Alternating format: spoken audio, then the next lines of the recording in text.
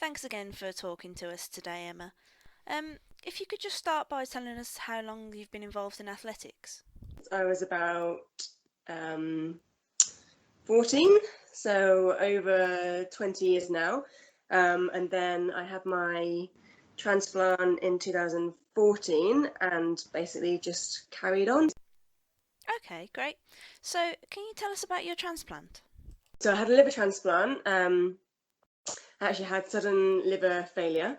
I was in Portugal. I was doing work with the Welsh Athletics kind of prep camp before the Glasgow Commonwealth Games.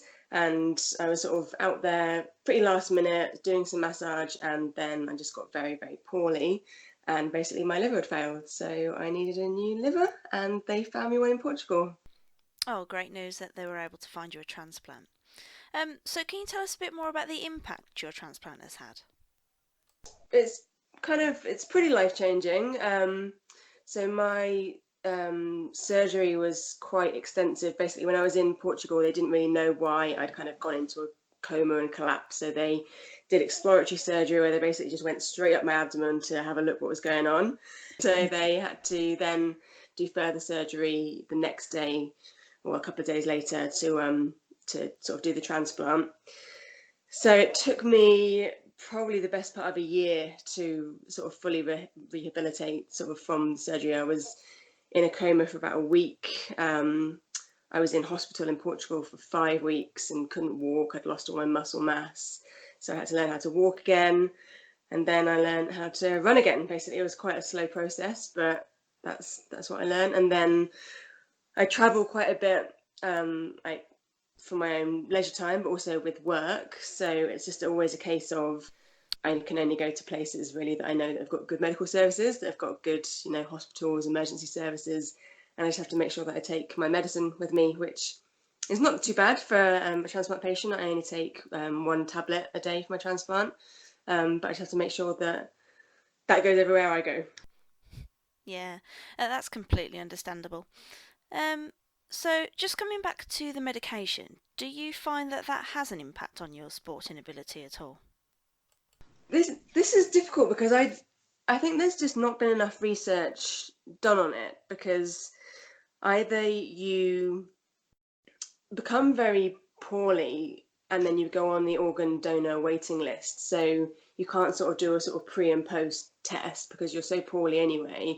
If you've got like a long term, illness and then you get your transplant, or like me, you become ill very suddenly and you hadn't really done the test beforehand. I could have, it could have just been that I was getting older and my performance is going to decline anyway, or maybe it's the medication that affects the muscles, or don't really know, not really sure.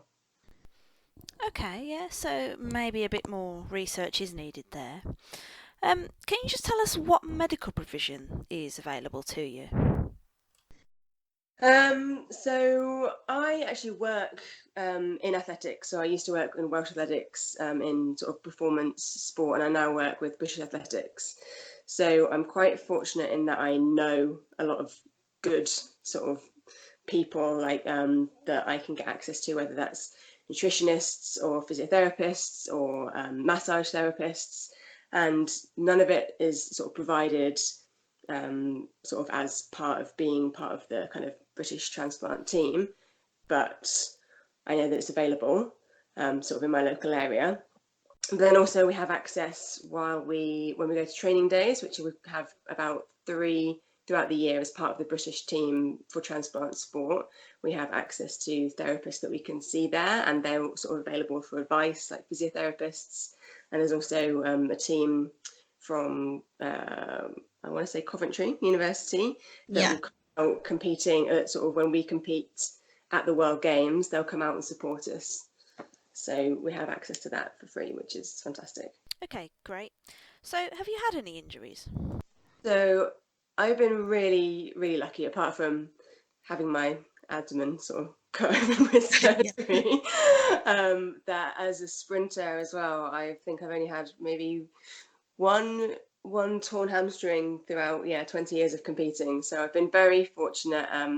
but I'm also really kind of, I do sports massage myself, so I'm quite aware of the body, and I'm quite very much kind of, it's all about prevention rather than, treating an injury. So I try and keep on top of things, self-treatment, as well, sort of, and making sure that I get regular therapy as well if I can. So I just moved from down in Wales up to the Midlands, but when I was in Wales, I was actually sponsored by a company that I was able to get sort of free massage from. So that was really, really beneficial. That's great. So, can you tell us about your involvement with Transplant Sport UK? So I remember it was a weird connection. I think I used to work for Loughborough University about 15 years ago, and I remember they hosted a transplant games. I'm not sure whether it was a British Games or a World Games at Loughborough. And so at the back of my mind, when I was sort of coming around from having a transplant, I was kind of aware that this company existed and this Yeah. organization existed. And it was like I was sort of coming out of a groggy coma, can barely move. And I was just like, Transplant Sport, get me involved. And I think I was signing up to compete at my first British Games. Like I wasn't even out of hospital. They airlifted me from Portugal back to Birmingham, and I was already signing up to sort of Birmingham Hospital to be involved in kind of transplant games. And I got in touch with Lynn Holt from the sort of World Transplant Games, kind of the British sort of element of it, and it was sort of just saying that I used to do athletics. Can I get involved? And I went to my first World Games, and yeah, sort of ever since then I've been a member of Transplant Sport and British Transplant Games and World Transplant Games, and I'm now captain for the women's British team, and yeah, work closely with Paul Harden from Transplant Sport as well. So yeah, it's all sort of big family, big connection. Brilliant. So, how important is Transplant Sport UK to athletes?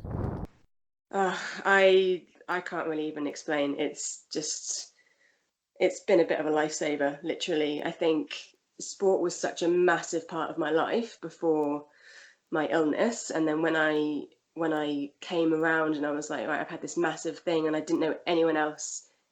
I'd never met anyone else that had a transplant, and then I went to my first transplant sport training day, and suddenly I was just surrounded by over 100 people, like all ages, that had, from all different sports, that had a transplant. It was just kind of mind blowing, and it was just a sense of support, a sense of community. It's like one big family, basically. I mean, that was at a sort of World Transplant Day training session, but also my first British Games that I went to.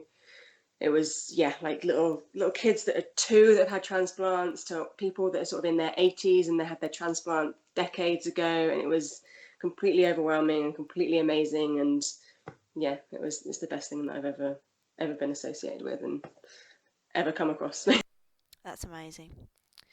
So, how important is raising awareness of this charity? We are completely self-funded, and sort of when we go and compete at British Games, we get sort of it depends on, some people get help from the hospital to compete, but when we go and compete for Britain again, I think it's the largest non-funded team that competes for Britain, and we come out of it with loads of medals. So any help that we can get is always so much appreciated.